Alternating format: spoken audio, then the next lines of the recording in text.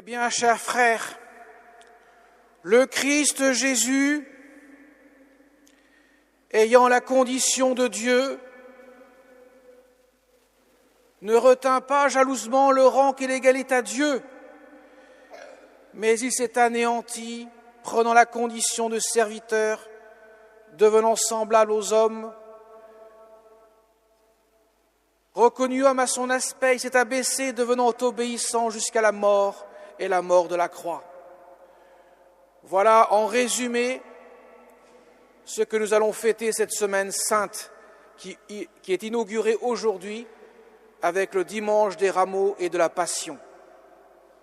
Mes chers amis, dans l'évangile que nous venons d'entendre au moment de la célébration, au début de la célébration, au moment de la bénédiction des rameaux, Jésus entre dans la ville de Jérusalem monté sur un petit âne avec des manteaux pour tapis et il vient prendre possession de sa ville, lui le roi des Juifs qui va devenir le roi de l'univers. Il vient instaurer son règne.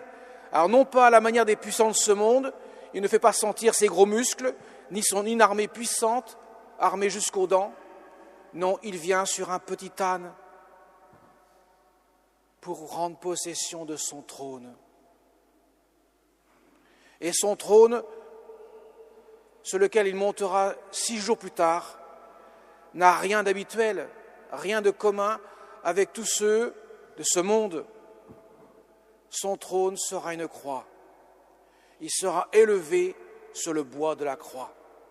Après l'avoir porté et après avoir été flagellé et couronné d'épines et couvert de crachats et d'insultes de toutes sortes. La foule qui l'a acclamé, Hosanna au fils de David, comme le Messie entrant triomphalement dans cette ville de Jérusalem, mais entrant avec humilité, monté sur un petit âne. Voilà que cette foule, 6 jours plus tard, va se retourner contre le Christ lui-même et au lieu de crier « Hosanna au fils de David », va crier « Crucifie-le, crucifie-le » à Ponce Pilate. Mes chers amis, à vue humaine, tout paraît perdu. À vue humaine, le royaume du Christ paraît être un fantasme qui va déboucher sur un échec. Mais là, ce n'est qu'une vue humaine, parce que le triomphe du Christ est total. Là où on ne l'attendait pas, c'est là qu'il va donner son règne. Là où on le croyait anéanti,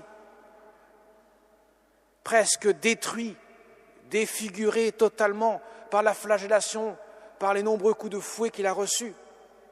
Un roi dont tout le monde se moque, voilà qui va révéler une puissance absolument extraordinaire, mais qu'il sera révélé que pour ceux qui ont la foi.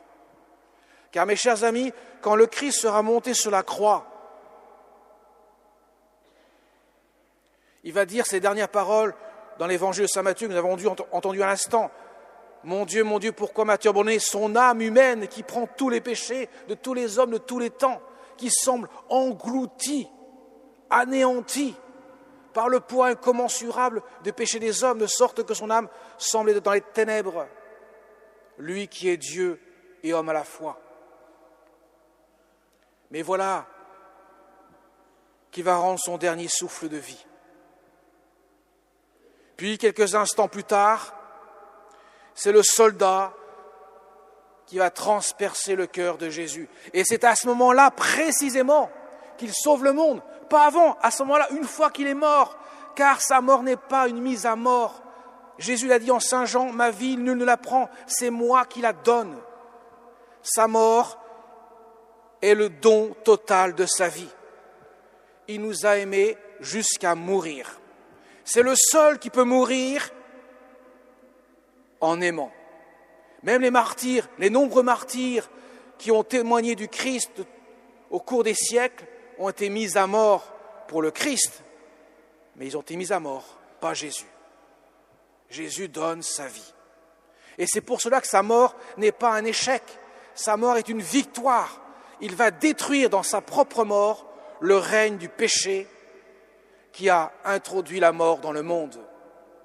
De sorte que lorsque le sang et l'eau vont couler de son côté, de son cœur ouvert, comme cela avait été prophétisé, annoncé dès la Genèse, avec Adam endormi dans le sommeil, et que Dieu prend une côte d'Adam pour faire surgir Ève. Eh bien, Adam, c'est le Christ, c'est le nouvel Adam, et la nouvelle Ève, c'est l'Église. Le cœur ouvert va jaillir l'eau et le sang. Et c'est là que le Christ va instaurer son règne.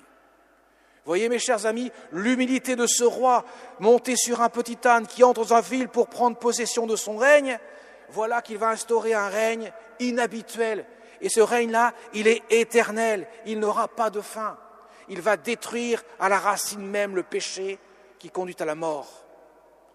Et comme il l'avait dit, quand je serai élevé de terre, j'attirerai à moi tous les hommes.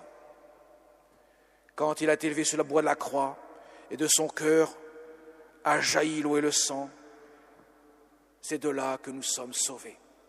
C'est de là que nous enfantons à la vie éternelle.